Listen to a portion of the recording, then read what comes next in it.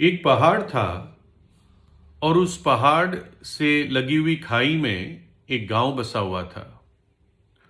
उस पहाड़ पर 3 छोटे पेड़ थे और इन तीनों पेड़ों की कोई न कोई भविष्य के लिए इच्छा थी। उनके ड्रीम्स थे, उनके स्वप्न थे। पहले पेड़ की ये इच्छा थी कि वो एक ऐसा संदूक बने, उसकी लकड़ी से ऐसा संदूक बने जिसके अंदर बहुत हीरा, जवेरात, सोना, चांदी रखा जाए।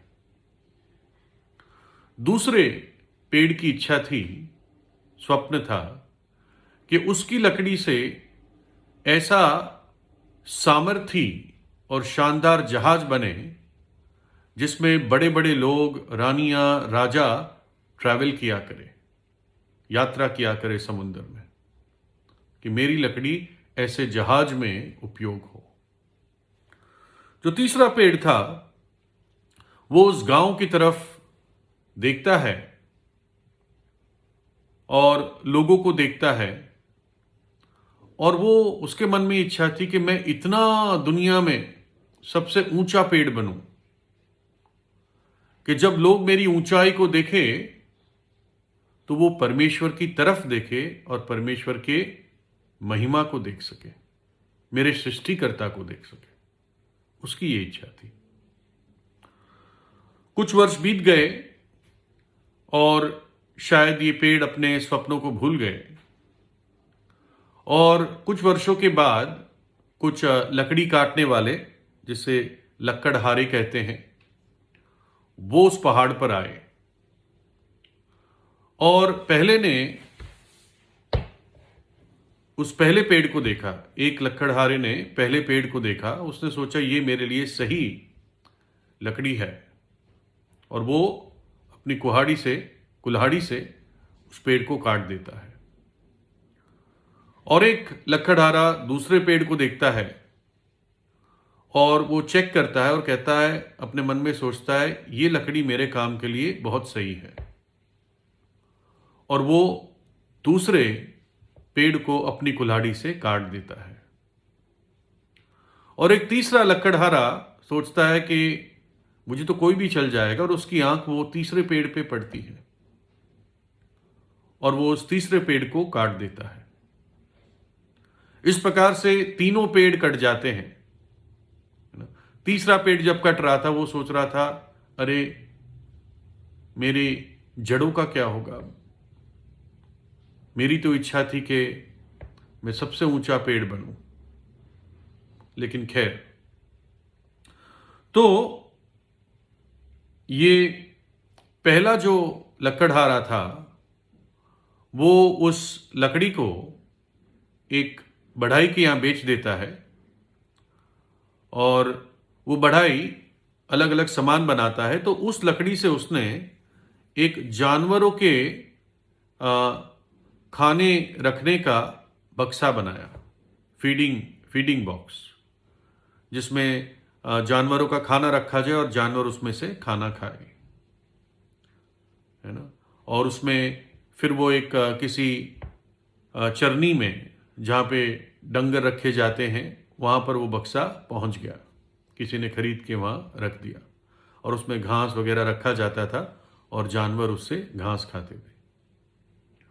दूसरा एक नाव या जहाज बनाने के यार्ड में बेचा गया, और वो सोच रहा था कि मेरे से एक बहुत बड़ी जहाज बनेगी या उसमें मैं उपयोग किया जाऊंगा, लेकिन एक छोटी सी नाव बनी, और वो नाव इतनी मजबूत थी भी नहीं कि वो समुंदरों में या तेज चलने वाली नदियों में उपयोग हो, वो सिर्फ झीलों में उपयोग हो सकती थी।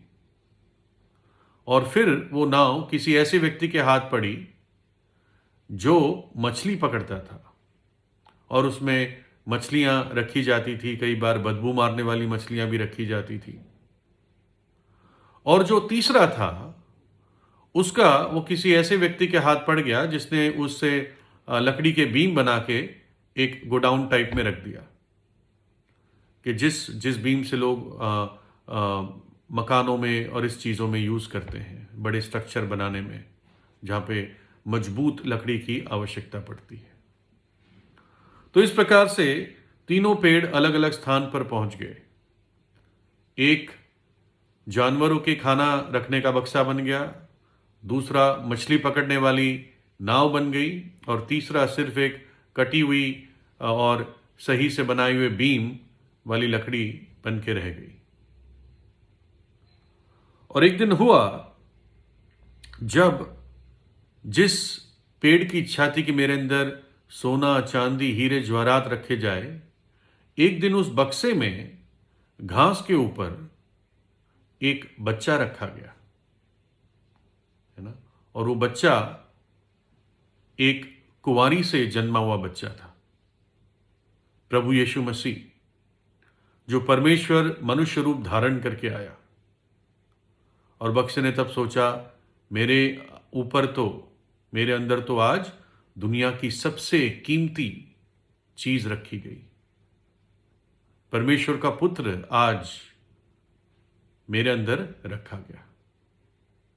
वो बालक वहां पर रखा गया, क्योंकि जब प्रभु यीशु जन्मा तो वहां पर कोई स्थान नहीं था जहां पर मरियम की डिलीवरी हो, तो इसलिए एक चरनी में उसको डिलीवरी करनी पड़ी, और वो बच्चा उस घास पर जो बक्से में था उस पर रखा गया।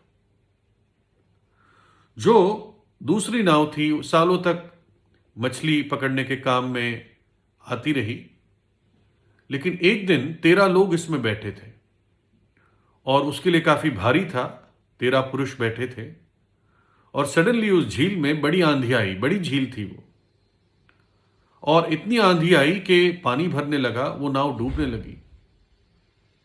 तब उसमें एक व्यक्ति जो बहुत शांतिमय व्यक्ति था, शांति से भरपूर व्यक्ति था, वो उठता है और वो एक आवाज देता है, शांत हो, थम जा। और तब सारी आंधी, सारी लहरें शांत हो जाती है।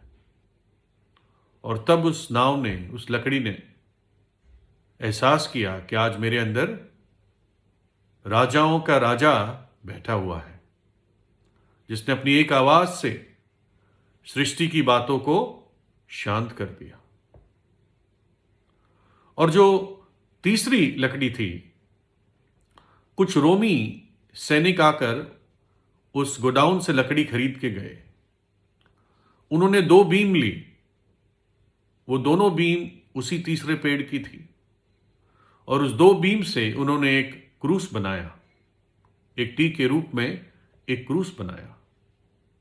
और उस क्रूस को उठाने वाला एक निर्दोष व्यक्ति था, एक पाप रहित व्यक्ति था, जिसने कभी कोई पाप नहीं किया, लेकिन वो उस क्रूस को उठा के यरूशलेम नगर से होता हुआ एक पहाड़ पर गया, जिस पहाड़ का नाम कलवरी था। और वहां पर वो व्यक्ति अर्थात प्रभु यीशु मसीह उस क्रूस पर, उसके हाथ और पैर कीले से ठोक दिए गए, और फिर उस क्रूस को उस पहाड़ पर खड़ा कर दिया गया। कई लोगों ने उसका ठट्टा उड़ाया, कहा अगर तू परमेश्वर का पुत्र है तो नीचे उतर के दिखा, लेकिन वो चुपचाप सहता रहा। उसने ये प्रार्थना की, है पिता इन्हें क्षमा कर, क्योंकि ये नहीं जानते ये क्या कर रहे हैं। परमेश्वर के पुत्र ने उस दिन इस जगत के लिए अपने प्राण दे दिए, अपना पवित्र खून बहा दिया, ताकि जब एक पापी वहां पर आता है विश्वास से और उस क्रूस की तरफ, उस बलिदान की तरफ, उस प्रभु यीशु की तरफ देखता है, तो वो पापों की क्षमा पाता है। परमेश्वर उसको क्षमा करता है ना।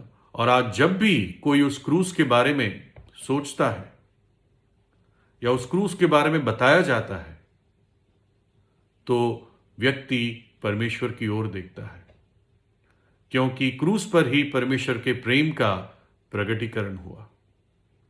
उस क्रूस के बलिदान से ही, प्रभु यीशु के बलिदान से ही, जो वास्तव में परमेश्वर देह धार कर हमारे लिए वहां पर वध हुआ, उस क्रूस के द्वारा ही परमेश्वर के अद्भुत प्रेम का ज्ञान होता है। कि परमेश्वर मनुष्य से कितना प्रेम करता है। और इसलिए आज जहां जहां क्रूस के बारे में बताया जाता है, प्रचार किया जाता है, तो लोग परमेश्वर की ओर देखते हैं।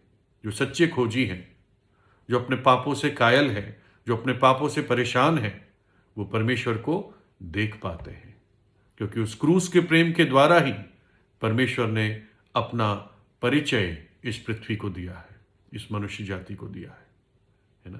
तो हम देखते हैं परमेश्वर कितना दयालु है। वो अपनी सृष्टि की हमारी प्रार्थनाओं को सुनता है, और जो व्यक्ति उसकी इच्छा के अनुसार मांगता है, उसकी आशा को वो कभी नहीं तोड़ता, है ना। इन 3 पेड़ों की कहानी से हम सीखते हैं। परमेश्वर आपको आशीष दे।